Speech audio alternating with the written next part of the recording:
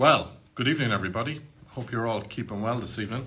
It's a beautiful evening here in Ballina, County Mayo, and one of the things that we're going to sit back this evening and have a little chat about is babies and all things babies.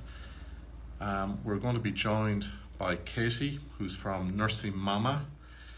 She's a lactation consultant, she's a breastfeeding consultant, and she is also an expert in pediatrics.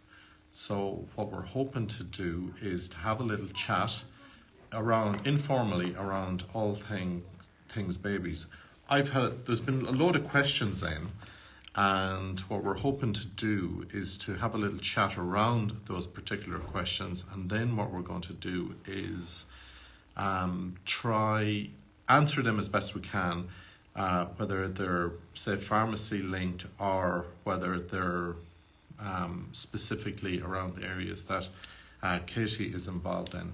So what we're going to do is, I'm just waiting here for Katie to come in and join. So if you just bear with me a couple of seconds, we should have her. She should be coming in a couple of minutes. So I look forward to that. I'm just checking. Apologies about the sign in the background. We're trying to get a little bit tech here and stuff, but it came up inverted. So we're going to try and fix that in the next presentation.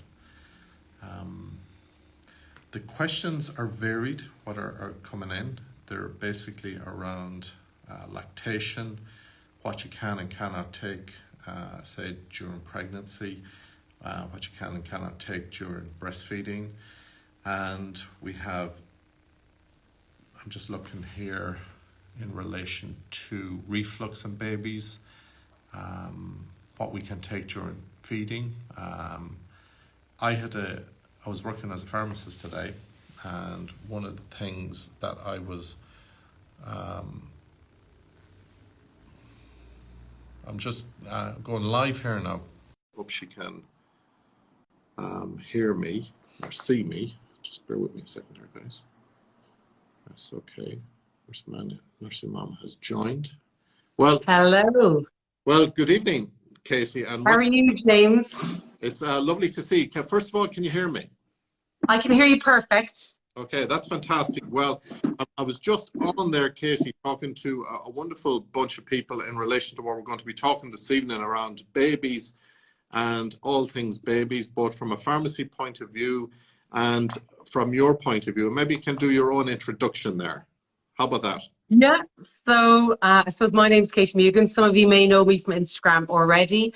I am a mom to 4 gorgeous kids, and I've breastfed all 4 and had very different breastfeeding journeys on each. I'm a nurse by profession. I'm a registered general paediatric and a public health nurse. I suppose I'm probably over about 20-something years in nursing. And I'm also an international board certified lactation consultant. So I suppose I specialise in infant feeding, primarily with the breastfed infant, but I would have quite a lot of, I suppose, experience with the formula fed infant as well. And I also offer, I suppose, in-person and online consultations for people all over the world that are struggling or just looking for a bit of extra support when it comes to infant feeding. So I suppose that's me in a nutshell. I suppose got really passionate about breastfeeding and infant feeding from, I suppose, when I was in my nursing in Ireland. We do very little education around infant feeding as such. And it wasn't until I went to Australia and I saw the difference when I worked in NICU and how supported moms were. And I really thought, God, we are really lacking here. I still think we're probably easily 10, maybe 15 years behind Australia still to this day. But I do think things are improving. I think our generation is definitely coming round and more people are trying. I think we need an awful lot more support and an awful lot more education, even with healthcare professionals, with regards to it. But I think we're on the increase. Well, that's a fantastic resume, Katie, and thank you so much for coming on this evening. You know, as a pharmacist, it's one of the things that we often get approached about from the point of view of ladies coming in with newborn babies right through up until the age, say, of 2 to 3, and there's such a plethora of problems. And just before you came on there, I was working as a pharmacist today, and I had a young lady come in, and she was just walking out the door, and one of the girls says, that lady wanted to talk to you. So I just popped out after her, and she had the most beautiful 4-month-old baby who looked really, really upset. And you know, it was there. The baby looked like she was going.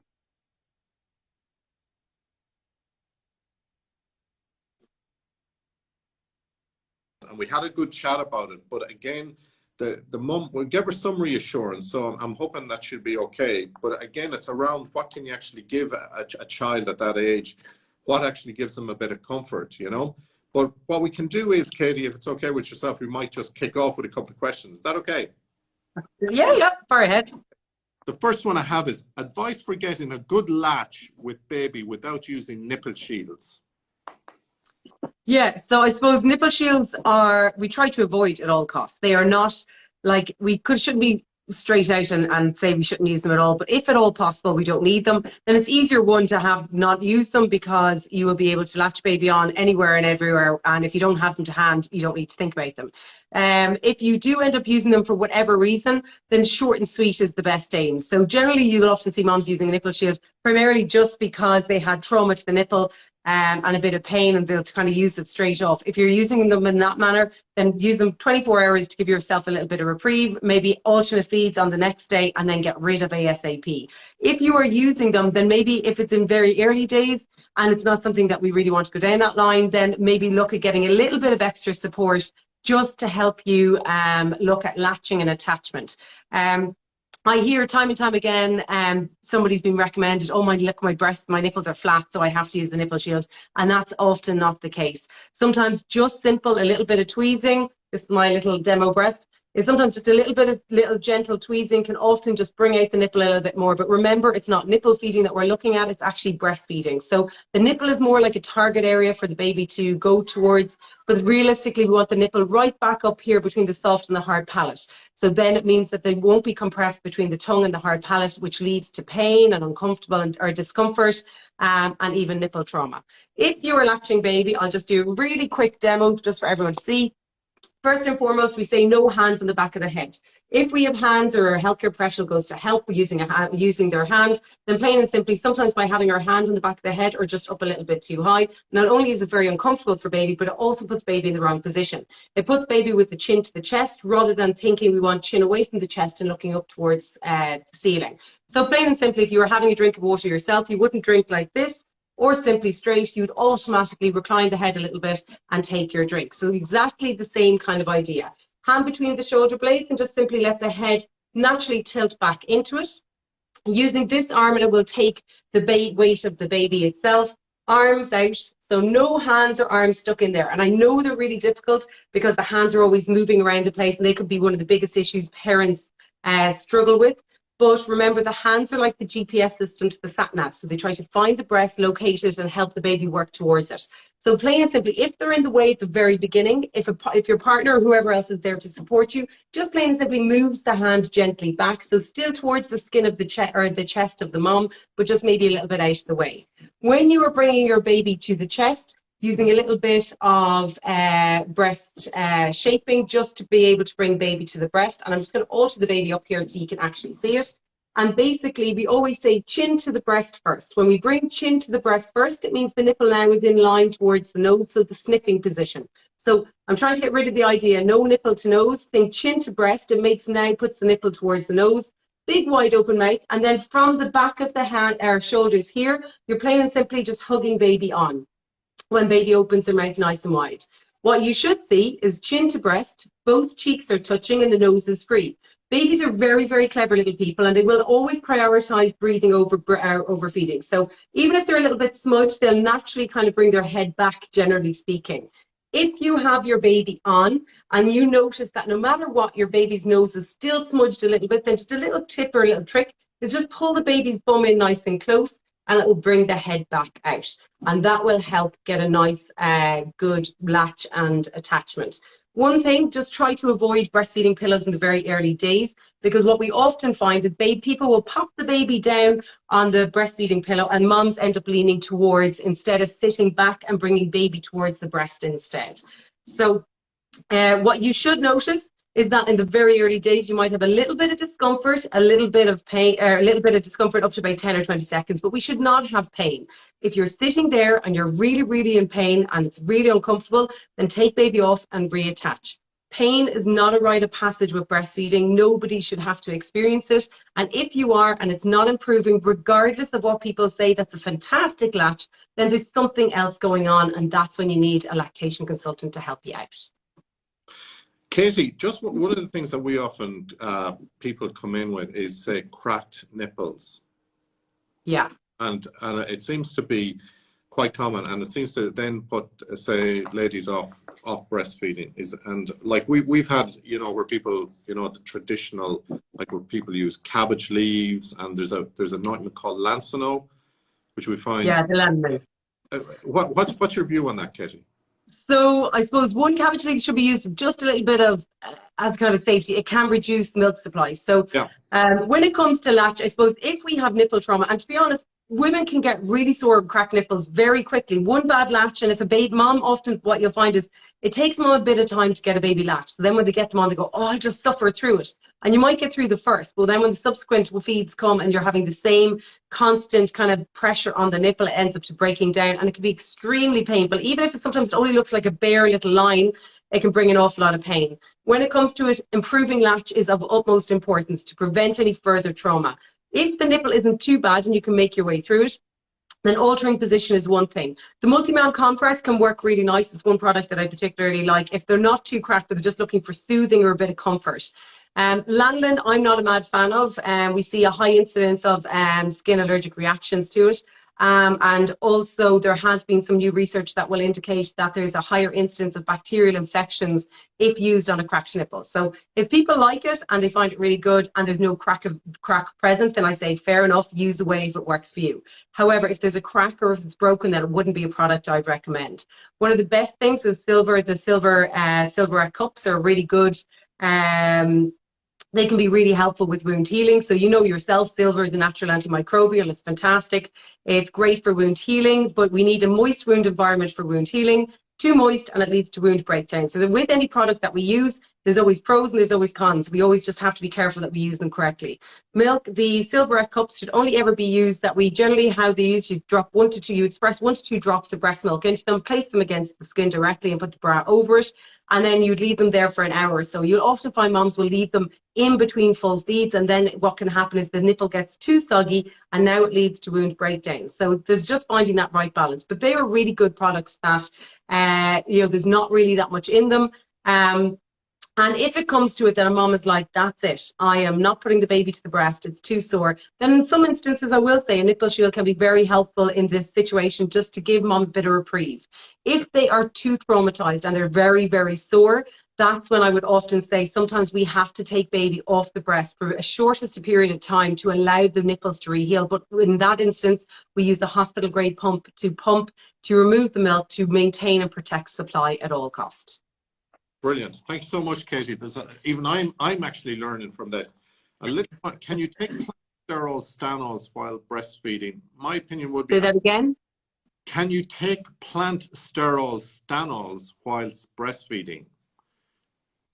My view would be, unless the patient was carrying or had high cholesterol, usually you find the plant sterols, they're natural anyway, and they're found in butters and things like that. I can't see there being a problem, but you know, there is specific plant sterols as well that you get in capsule form. That would need to be checked with the pharmacist. But one for you now. So have you a point on that, Katie? No, it really just depends. I'd always look up probably the Thomas Hale medications booklet just to see. Like everything, you ask your pharmacist. Absolutely. Thank you for that. Right, Katie, here we go. Baby 6 months, exclusively breastfeeding, won't take a bottle, have friends waiting in a couple of weeks where I will be away from baby for the night. Is there anything I can do to help baby take bottle between now and then? I'm planning to express. So this is where it's always the hard one. Babies will, like if they get to a certain point, they will always favour the breast over the bottle if they've never really had exposure to it. Sucking on a bottle is very different to sucking on the breast. So it can take time. It's a new skill they have to learn. and it can be challenging, there's no denying. First and foremost, very simple tips that you try is, one, if you've got your express breast milk, try it at the same time kind of every day just to get the baby to take it. Ensure that the milk is heated, because milk is naturally heated when it's coming from the body. So kind of good and warm, at least room temperature. Always check in the back of your wrist that you don't obviously burn baby. Heat it correctly. So not in a microwave, just in a bowl of warm water. When you're giving it, sometimes we always say the mom should always try to give the bottle first, because you've always been the main source of nutrition, whereas you're confident, baby feels secure in your holding. However, if you try it and baby's losing the pot and everything, all they ever want is the breast, that's when we bring in help. However, the person you bring in must be somebody that's probably confident in feeding. So sometimes it's not always the partner that is the case, because this might be the very first time they've ever given a bottle. And when they do, then if the baby starts struggling or giving out, then the partner will go, oh, I don't know what I'm doing. And if they feel like that, then the baby's going to automatically feel, well, I don't feel too safe in this environment, and they're more likely to have resistance. So plain and simply, get maybe the grandmother, their aunt, the uncle, somebody that has given a bottle before that feels quite confident. If that's the partner, fantastic. When you give a bottle to a baby, plain and simply, always go up towards the roof of the mouth. If you go towards the roof of the mouth with a bottle, then you're more likely to create the suck reflex rather than the gag reflex. If you go straight in with a bottle like this, it'll stimulate the tongue thrust, which the tongue will move forward, and you'll find the baby will more likely gag and refuse. If the baby gets like a flow of milk when they're not expecting it, they're more likely to get a fright and they can pull away. So it's just really important that always go for the roof of the mouth. Also, I'd never come with a baby and then all they can see is the bottle coming at them, because then it's going to automatically pull away. Sometimes in this situation, it's maybe facing the baby outwards. Sometimes it's sitting in front of a window if there's traffic going past, or maybe walking around, put them in a sling and walking outside and trying it. Plain and simply, sometimes putting on the TV if there's colours, and it can be in a football match or something to distract them. Then often once you put the bottle in the mouth, if they're distracted and they start sucking, they'll continue to suck. If you can get the bottle in the mouth and they will suck on it, but they're playing with it, they're not really doing anything. Sometimes just giving a little bit of a squeeze to the baby's cheeks, like that, when the bottle's in place, will actually initiate them to start sucking. Once they start sucking, don't take the bottle out and let them keep feeding until they naturally take the bottle out. It just takes time, it takes patience. And if it comes to it on your way and your baby will not take a bottle at all, and you've tried everything in your power, then there are other options. If the baby is using a sippy cup at all, that's always an option. An open cup as well can be an option, just takes time. And it needs to be slow, and the person that's using it needs to be careful. So when you're using an open cup, you plain and simply just put the cup to the tip of the lip and let them nearly kind of just tilt it enough that the milk is sitting on the inner edge of the mouth, and let the baby naturally lap it up. Can take time. That's why a bottle is always favourable in an infant of 6 months, because it's easier and quicker. But Rome wasn't built in a day. And if the baby isn't taking it and you are going away and you're so stressed out, just remember there's alternative methods that your partner can still get fluids into the baby, but it's just going to be slower and more frequent. Katie, Sorry now, I think my...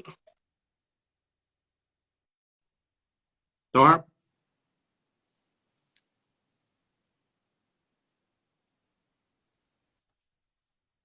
My internet just flipped there for a second. You're perfect. I can hear you. No, I was just saying there, Katie, where you put the bottle in at a different angle. One, if you put it in straight in, it can create a gag reflex.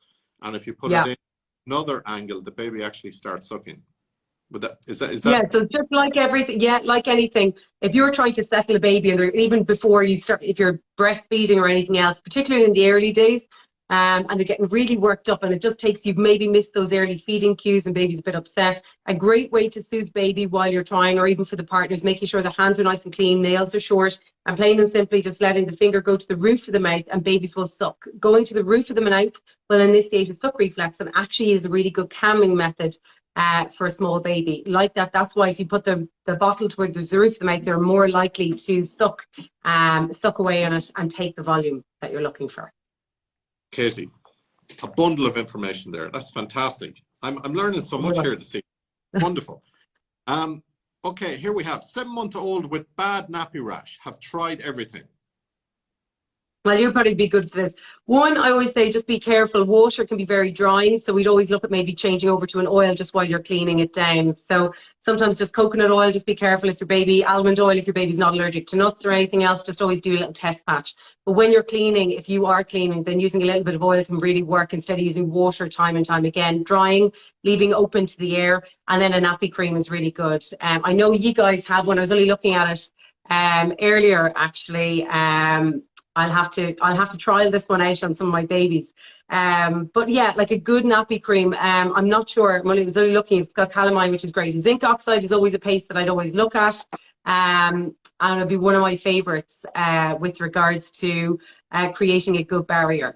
And then it's basically just remember when you put on a layer of whichever nappy cream that you're using, when you're removing it, you're just cleaning the kind of the poo or the excrement away. You're not trying to remove the staining on the skin, because then you're actually, any of the wound healing that's occurring, you're now preventing, you're nearly taking it back away. So just a very nice gentle clean. If you are bathing your baby because you have a big massive punami, into the water, make sure the water's not too hot, pat dry, always make sure the inner creases are always dry, and then putting on a good layer of your good thickened paste afterwards. If your nappy rash is not improving regardless, or it's a really bright red rash that just doesn't seem to be healing at all, then always maybe speak to your pharmacist, your PHN or your GP, because maybe there's a potential fungal element to it. And Katie, would you use a drying powder there, say for example like a talc or a caldacine? Would you use a powder? We don't use the talc, but possibly the caldacine can be very favourable. I'd always be a little bit, I suppose, just if you're using it on a female infant, just obviously on the outer edges, not towards the vagina or the inner areas. But yeah, on the outer areas, if you're trying to dry it out a little bit, possibly, absolutely. Just depends on what works for some babies and what doesn't work. Yeah. But I always put a full layer first underneath. Just on that, years ago when I was I used to make up little products, Casey, and that's how I used to, these things called extemporaneous preparations, and that's where that particular product came out of. So I used to mix it with a bit of olive oil, zinc oxide, and calamine. So it became so popular that I said, I'm going to get this manufactured for loads of different people. By the way, I think we have samples down on the online. So I think they're little 15-gram tubs. So if somebody wants a sample, just, I know this Instagram, I'm new to it, but I'm sure you can just send a little request and we'll do our best to send everybody out one. Isn't that fair enough? Oh, that's fantastic. That's great. I'll pop that up as well. And like, in fairness, olive oil would have always been one of the oils that we would have cleaned with years ago, even as a peds nurse, if the bums were really sore. And then, like everything, regular changing, making sure the nappies aren't wet or left sitting in contact with the bum. But yeah, that's fantastic. Yeah, great. Okay. I'm sure you'll be inundated now with orders for it.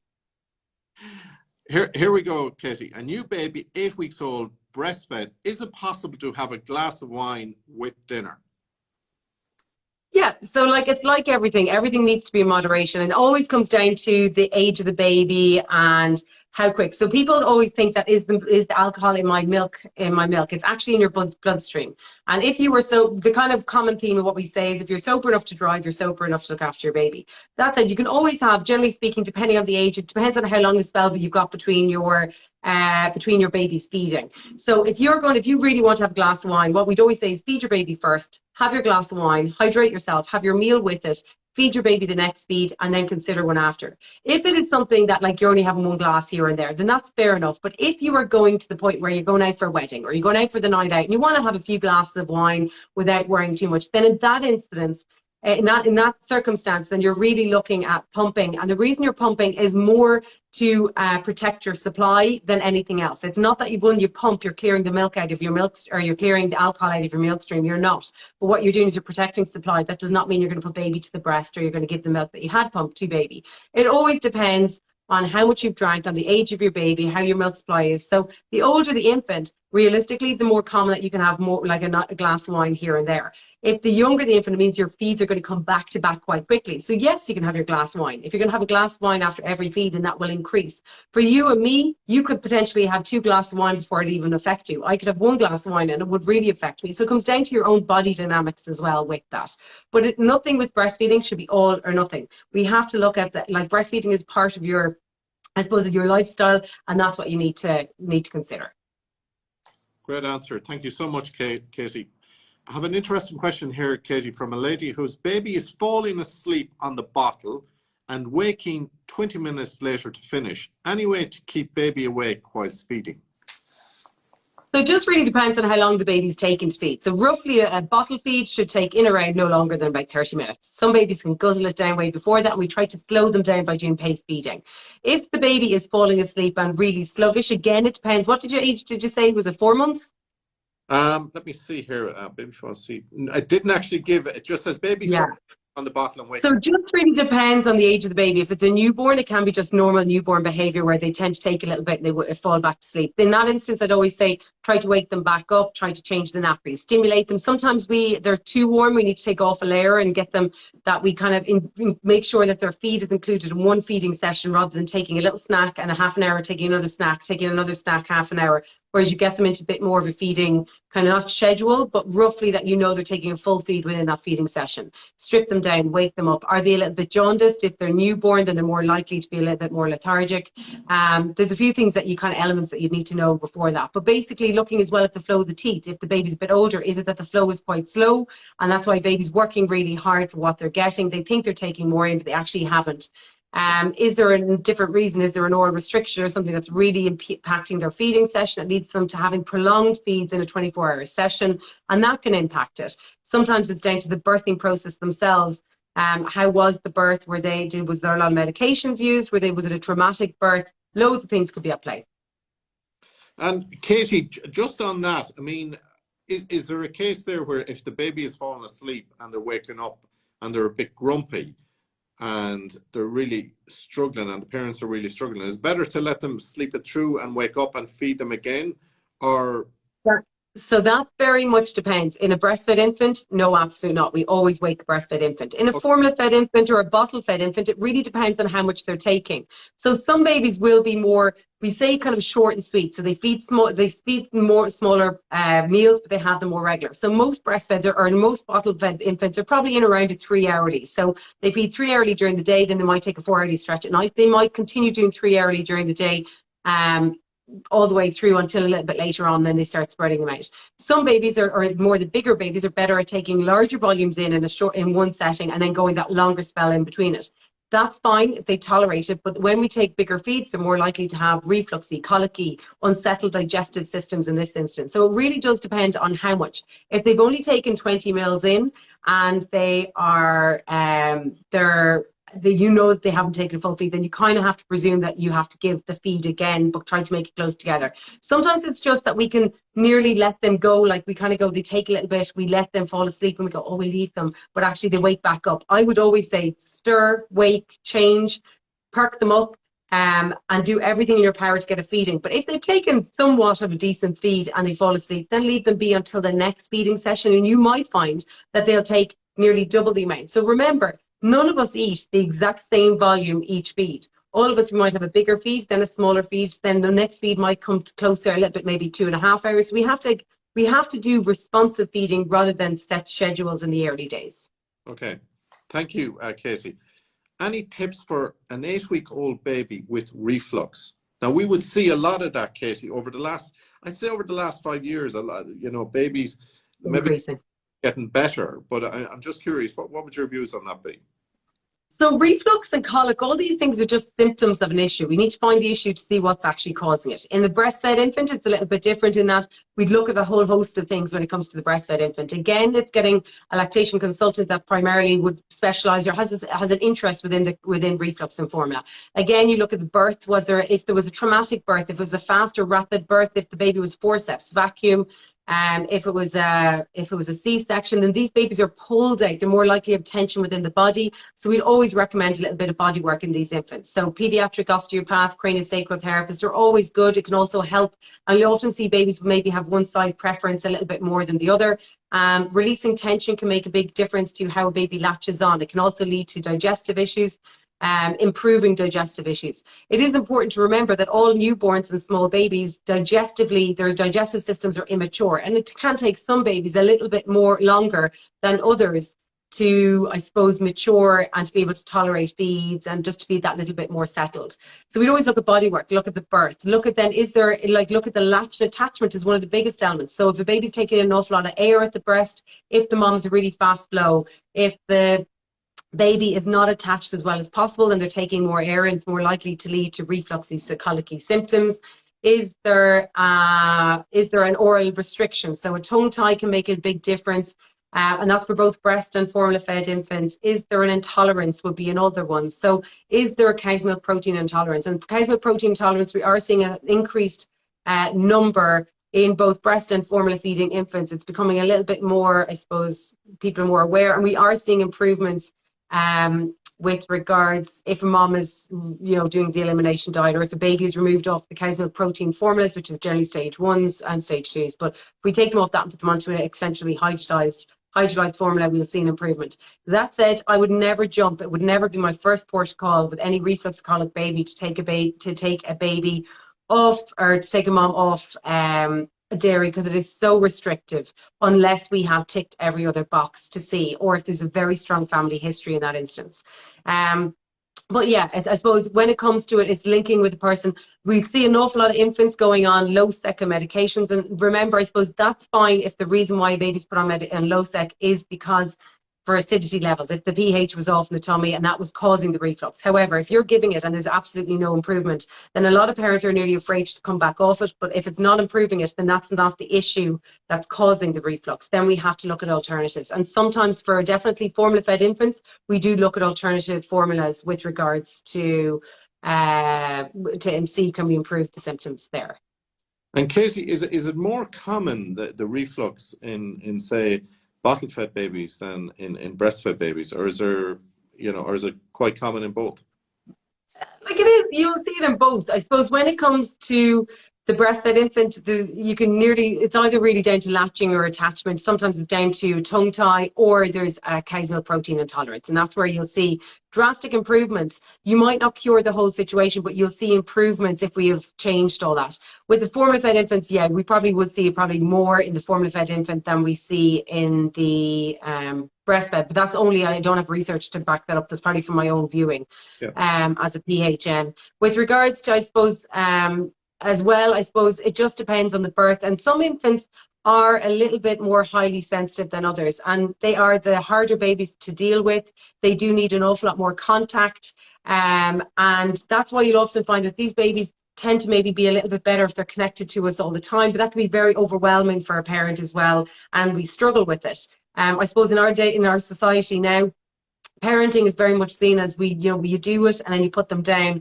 Whereas we look past all these generations, a lot of babies slept in rooms with parents for a lot longer. Babies were nearly put in the beds with parents a lot longer.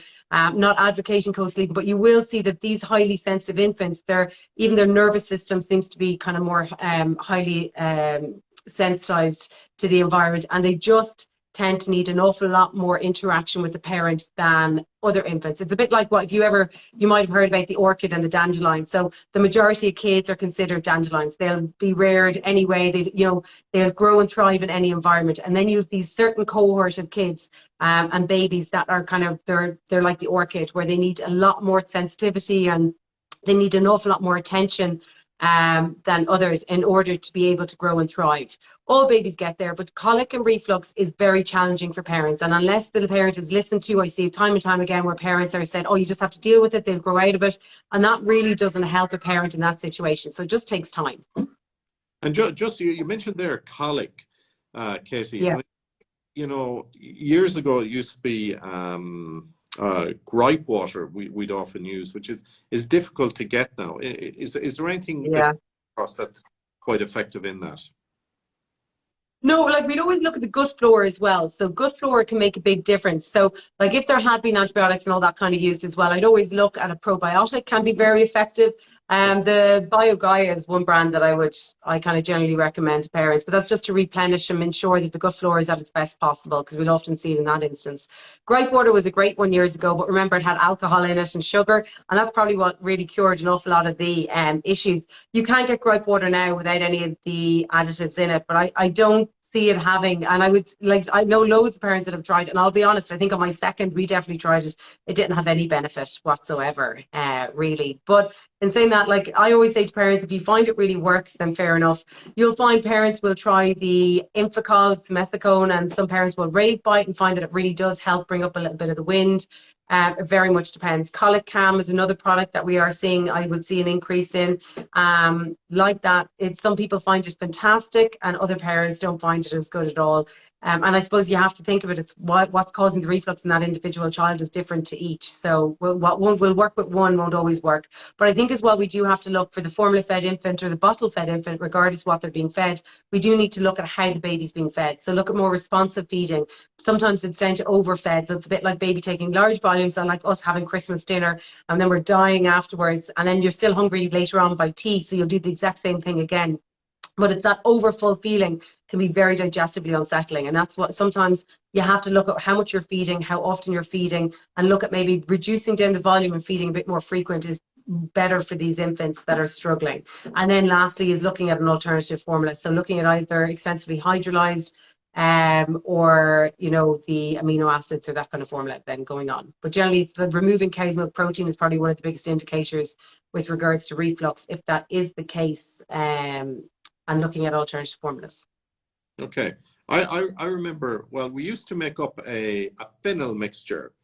Okay. So Oh, yeah. we used to find really, really effective, but I can't get the fennel concentrate anymore. So what we found as actually fennel tea bags. And Very good. We get say you get your fennel tea bag and you put a couple of spoons into the bottle. And we found that that's quite effective, you know, whether it's expressed or whether it's your bottle fed baby. A couple of spoons of fennel into the bottle. Yeah, I actually don't know now. I know that is gripe water. Is that fennel or dill seed? One of them. Dill, yeah. Is it dill seed? Yeah, or fennel. I wasn't sure what it was that. Fennel can be very good for settling the tummy. But yeah, I suppose with regards to anything to breast milk, we try to avoid putting anything in to avoid the change in taste, or, you know, give the breast milk first and that after, but it just depends. Thank you so much. I have another question here, Katie. A 10-month-old baby was sleeping through. They're not sleeping at the moment. They think it's teething. Can I give her anything else but Calpol? So realistically, sometimes if it's just teething, we just need to ride through it. If they're extremely sore and you're using Calpol, just make sure you've got the dose right. So again, if you go onto the ICGP website, it's all listed out. So regarding your weight of your baby. Otherwise, ask your pharmacist and they'll tell you exactly how much to give if you know the weight of baby. Otherwise, when it comes to teething, if it's a breastfed infant or formula-fed infant, sometimes if they're old enough, getting like either their formula or their breast milk, put it into ice cube trays, pop it into a food net or that, and then they can chew in it. Anything cold is fantastic. There is products out there. You've got the Cal gel and everything else, not available in the Republic of Ireland, but up north. But again, any of these analgesic kind of gels you're using, you have to use with caution because obviously there's an analgesic component in it. So you don't want to overdo it. If you're breastfeeding, offer another breastfeed. Generally speaking, at this stage, if it is teething that's causing it, it will settle back down and the sleep will return to normal. It's kind of doing the same thing that you've always done, and baby will settle themselves. It's just tough in that situation. Yeah. Generally speaking, you'll have a few days and then you'll spot a tooth popped. Okay, and just say it goes ongoing, that the baby is continuously upset. Katie, if your baby's upset and not like, and it's not like, if we don't see it, like we don't see the teething, then you always get your baby checked because you never know what it is. If they are unsettled, they're out of sorts, their personality has changed, then always get them checked. Could be UTI, could be anything that's causing it. Okay. If they spike at temps, then that's a clear indicator. Yes, you can get a temperature with teething, but not to the point of where it's very high. You'll generally get a low grade, and generally you'll see the red cheeks. You'll know by them that you can nearly feel their hands are in the mouth, they're going crazy. If that's not the case and baby's out of sorts, their temp is spiking, then that's not normal and they should be checked out to rule out that there's anything else underlying going on. Yeah. So sometimes we can always overuse the Calpol in that, thinking it's teething, when sometimes there's an underlying issue there. Yeah, I think that's and sometimes we blame teething for everything, you know. Yeah, no, you have a very good point there, because sometimes you can find that people would say that it masks something that's underlying, you know, and I always say if it's ongoing and the baby is continuously upset, they have to bring the baby to the GP. I think that's important, or get a specialist referral. Yeah. Just another one here, a formula-fed baby, and they're making 6 bottles at a time and leaving in the fridge. Is this okay? Yeah, so the HSE guidelines would state that we make up one at a time, and that's just because we have to make sure people are making them up correctly. However, if you are making them up correctly and you are storing them correctly, then you can make up your formula for the 24 hours. So how you do it really, really quickly and really briefly is you empty the kettle, you fill it with fresh water, you have your bottles rinsed, washed and sterilized, ready to go, and then you boil your water and you leave for 30 minutes. We leave it for 30 minutes in order to make sure that the temperature is roughly in around 70 degrees, which is hot enough to kill off any bacteria in the formula, because formula is not a sterile product, but not too hot that it eradicates any nutrients within the formula. The water source needs to be boiled in order to make sure the water source is clear from any bacteria. Then, plain and simply, if you're making up 6 bottles with 6 ounces, you put in your 6 ounces of water into the bottles first, then you add your 6 scoops to each bottle. Lids on, mix or stir to ensure, like swirl them around to ensure that the milk and the powder is dissolved within the water. Cool rapidly in a basin of cold water, in a pot of water, just to bring the temperatures down. And then we store them in the back of the fridge. And the reason we do that is to make sure that the temperature is regular. If you put them in the door of the fridge, the door will literally open and close. So you've got transient temperature, so you fluctuations. And then you take out bottles one by one, and you as you need them. If you are heading off for the day and you're just bringing one with you, then pop it into an insulated cooler bag, or so you can either heat them up or keep them cold, and then use as you need. If you're heading off for the day and you're kind of going, oh my God, how am I going to store them? Plain and simply, really easy. If you just bring empty your sterile bottles and just bring a carton of ready-made and just pour it in, if that's the case. Thank you for that, Katie. And just another one here on a baby. What is the story in relation to the baby isn't settling on a feed? How long, or a particular powder, how long should the mum try that powder for before the change, or if the baby is... It's kind of hard to say. Like, generally say we just that we don't want to keep jumping from one formula to the next, because then you're giving the baby no time to actually see is it improving or not. If you change formula powders and your baby is absolutely refusing, like point blank, is very unsettled, not taking it, or you're not finding any improvement, and you're kind of going, oh my God, I'm at my wit's end, then fair enough, move back to the product you have been using previous if you found that was better. But we try, like, you probably give it a week before you jump and see if you see an improvement, or if it's not worsening, then a week at least on a formula to know if there's any improvement. If you are, like, baby is completely changed in personality and gone worse, that's very different, and that needs to be addressed and need to be looked at. But basically, remember, most stage one, if you're talking about just a simple stage 1 formula where you're moving from SMA to cow and gate, or you're moving to Aptamil, then remember all those formulas are pretty much in or around the same. They just got great, great marketing. So they're really, I suppose, all in all, pretty much standard. They all are FDA approved and they're all fine. It's different if we're talking about moving to a formula like we're moving to Aptamil Pepti, where we're changing now to an extensively hydrolyzed, or the Nutramigen. Like, that's a very different situation where you're actually changing for a reason. You might see an improvement but not see a full improvement in that situation. Sometimes when we move to an extensively hydrolyzed formula like Nutramigen or Aptamil Pepti, we'll see a really good improvement straight off, but then around the 2-week mark it can slightly regress again. And in that situation, that's sometimes when we need to move up to the next stage, to the amino acids, or into like Neocate or one of those where we've built up a resistance again. It's the next step up. Okay, and just in relation to the feeds, Katie, what's your view in relation to the introduction of solids? The solids for all babies, whether formula fed or breastfed, is 6 months. It's introduced to 6 months. And it can be introduced from 17 weeks to 6 months in the formula fed infant, or the non-exclusively breastfed infant. And some breastfeds will start a little bit earlier. Again, there's no real need. 17 weeks is very early. The gut is still quite immature. The longer we leave it, nearly a bit better. But some people will introduce anywhere from the 5 months onwards. From 6 months, though, it is very important that the baby will get complementary foods in order to get extra nutrition that they're not going to receive from either breast milk, exclusive breast milk, or formula. Full solids is the first sensory kind of play for a small baby. So it is really important that we allow them to be messy. We, take it as in this is, good for them as well. But what I will say is that, some people will do spoon-led, some people will do the full baby-led weaning. Whatever you choose to do, it's just making sure that The food, your job is to offer the food. It's the baby's job to eat it. Some babies are really good and they take solids really well.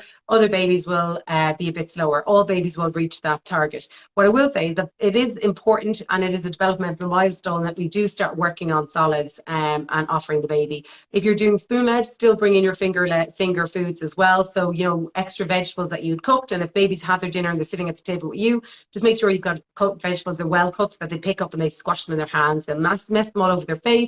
It's a messy play, it's enjoyable, and you know, we kind of let them do it. No scraping the face with the spoon. It's not great for sensitive, or not great for baby to feel like that. But so wait until they're finished, then use a washcloth and wash them all down afterwards. But weaning, it's anywhere from 17 weeks up until the 6 months, but definitely from 6 months it's important for all babies to start it, and that's by the WHO guidelines. Katie, that's fantastic. I'm just, if anybody has any questions coming in on the live, will they just? I think there's a few. I'm just flicking back now to see them. Oh. But you flick back there, Katie, because I don't want to touch this thing because it'll only. So then it has one for you, James. Thank you, James. Professional as always. Can babies take propolis? Propolis? No. Propolis. It's propofol. No, you need to be, you know, from about 5 years up, half a spoonful 3 times a day.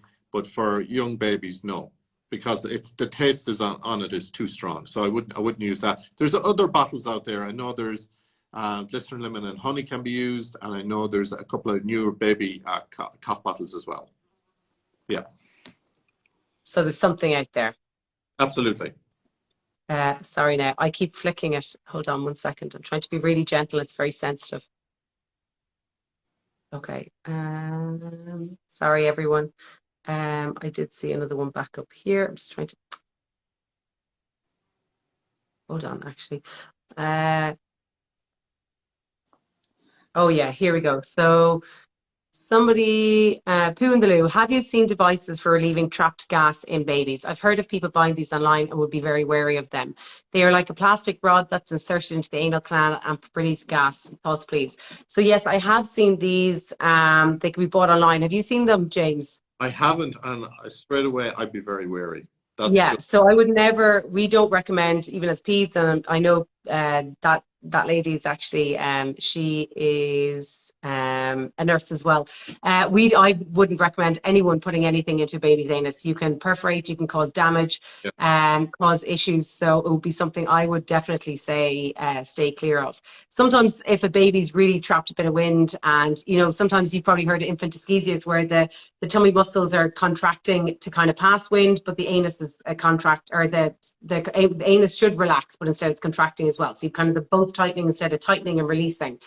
Sometimes I would even find if you just literally lift, have the nappy down, lift the legs towards the bum, and if you just kind of separate the bum cheeks, you'll actually find sometimes that's enough to get a baby to kind of release, and they'll kind of relax and they'll do it that way. But I would never put anything, and I know people will say, oh, I've tried it and it worked for me, but sometimes just because it works doesn't mean it's safe.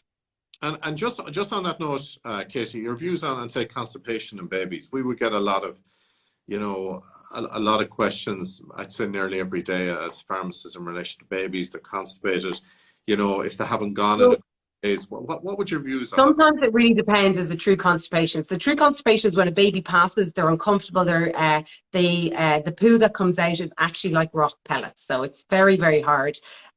So a baby that doesn't go for a few days, and then when they do go, they have an explosion, then that's not constipation. That can also be infant dyschezia, where they're just in coordination and it's immature, and immature gut just takes a little bit of time, but that generally settles in around, could be up to nearly the 2 month mark, but generally speaking, it will settle down. We don't recommend water to be given.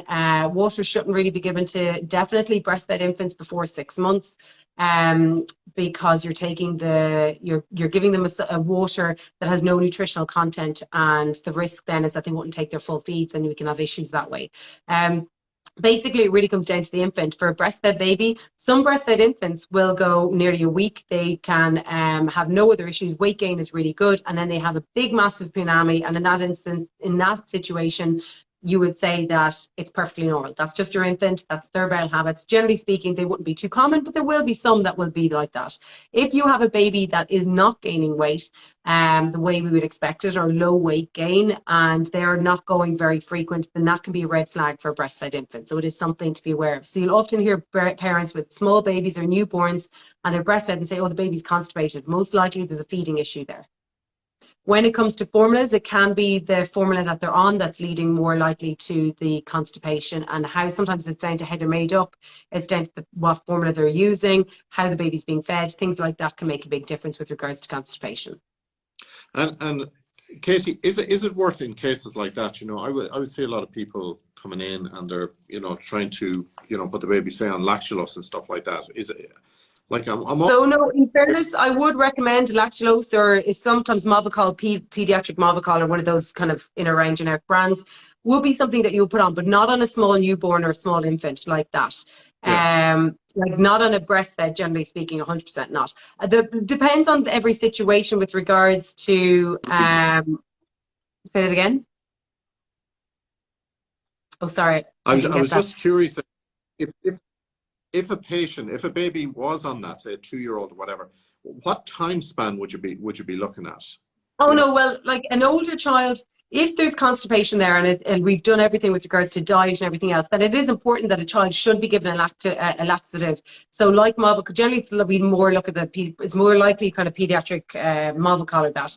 They get it, and the reason is because if we don't keep that stool soft, you can have a baby that will nearly poo hold. They poo hold because they felt fear before, because they were constipated and that caused pain, and you've got the vicious cycle. So generally speaking, how it's treated is they flush out, so they give a really high dose to clear out the bowel, and then they retract back to give an amount that is literally will keep them kind of ticking over and keep the stool soft. You can keep it, they would stay on it quite a long time until they're pretty much trained or anything else, until they're going regularly, and then you try to wean back off it. For some kids, they'll wean quite quickly, others they could be on it for a prolonged period of time. It's more beneficial that we keep them going and you know, stopping, particularly around the age of toilet training. You don't want to see a child constipated. But in some circumstances, kids will take those kind of laxatives for prolonged periods of time, and we don't mind. It's only when we're talking about the very small infants, and we still see people going in for the suppositories, which we used to love, but now you can't get the glycerine suppositories, the really small ones, to my knowledge.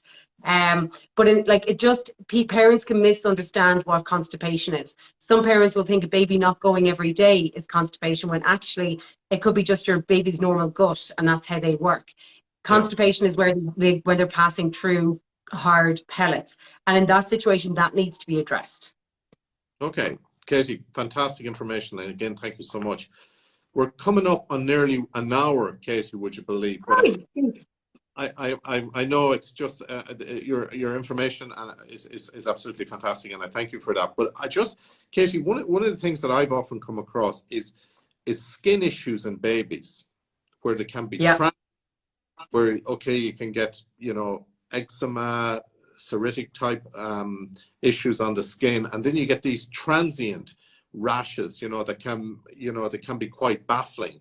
Would you have a view on that, or, you know, products to use? So if it comes to it and it's a first off rash and you're really worried, I suppose in the newborn period we see newborn rashes, but if you don't know, first of all, you always check it yourself by, if you have the glass, you get the glass, you roll it really hard against it, a rash should always disappear. If you don't have a glass to hand and you're out in public, just plain and simply press really hard down or rub, and if it doesn't disappear, then you need to get help ASAP.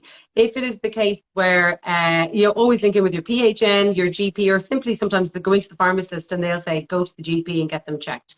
Yeah. If it is that your baby's skin is quite dry, in the very newborn stage, we would see dry skin quite often. Sometimes you'll see a baby that's kind of overcooked, or they're a bit overdue. You'll see the dry skin around the hands, the feet, the ankles, a little bit of oil in that situation, just a little bit coconut oil, or that, just rub it on, that just more takes away the excess dry skin.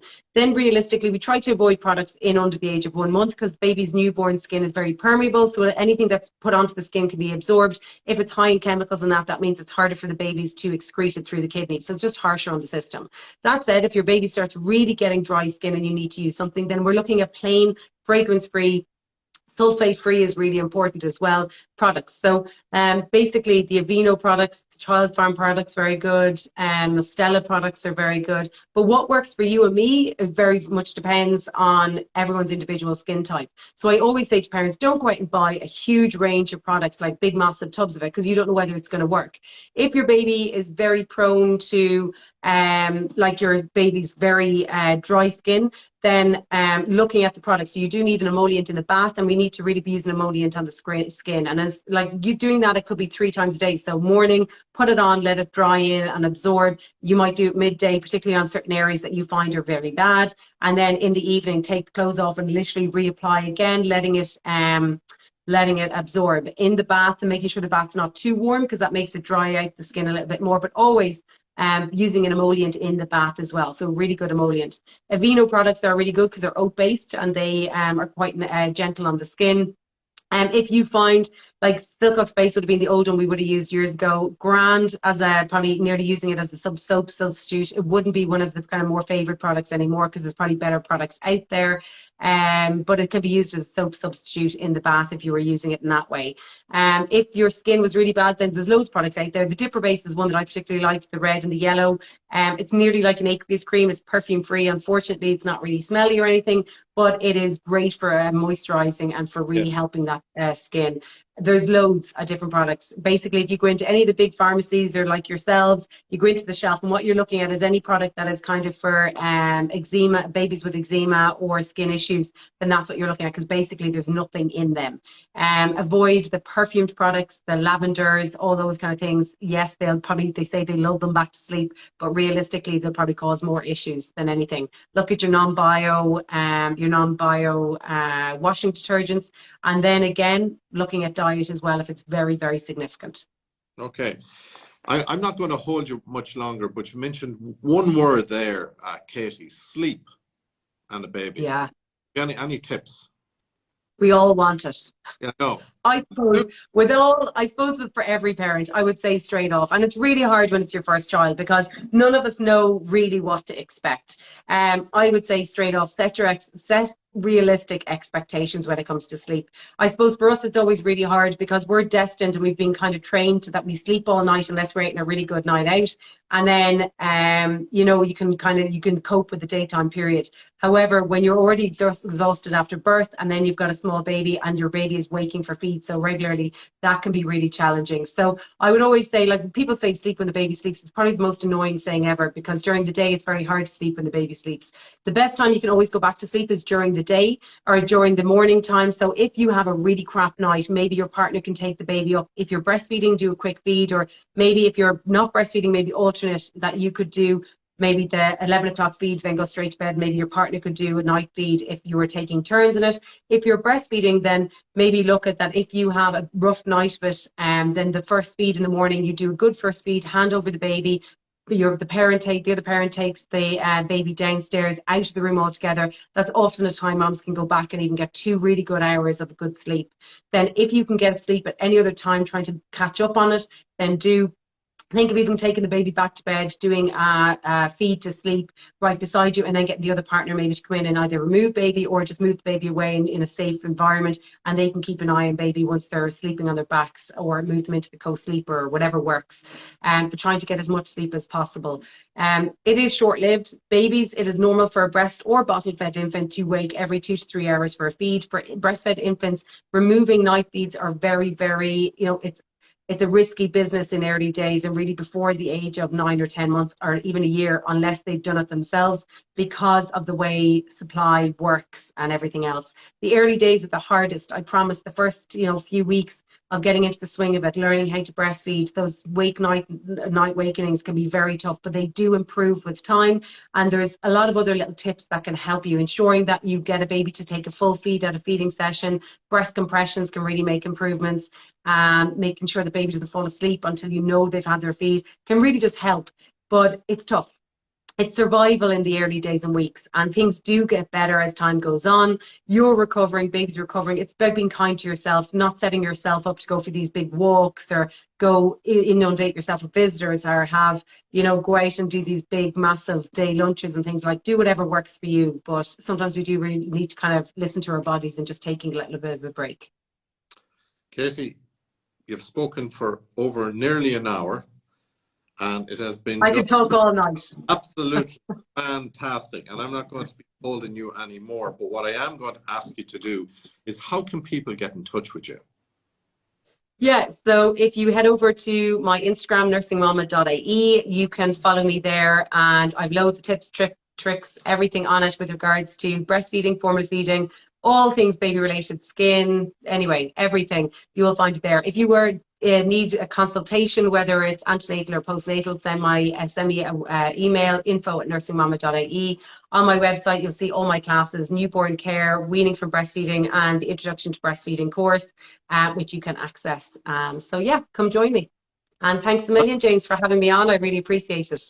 Katie, I've learned a load, I have to say, and I'm going to, for me, the information here today and the knowledge is fantastic, because it just arms me a little bit more. And the great thing is just to have somebody out there that I know I can just refer a patient to or whatever, and sometimes, that's the thing about modern communication, is that we can get people like yourself who are just so tuned into the whole area of baby and baby health and mum's health and dad's health as well. So on that note, I'd like to say, from all at Malloy's and from everybody that has joined us, a million thanks. Hopefully we'll be able to do this again, and thank you for your kindness and your time, and I hope you have a wonderful evening. Thanks a million, James. I really enjoyed it. And same to you. I'll be referring all my mothers when they're coming in with their pharmacological questions. I will refer them on to you. Well, thanks a million. I hope you get to enjoy some part of the sunshine this evening. Let's hope it's not the only sunny evening that we have this week. And thanks a million to all the followers that joined. And you'll probably share it on your page, so I will highlight it on mine. Absolutely. And thanks again, Katie. And I hope you have a lovely Not evening. at all. You too. Thanks a million, James. Bye.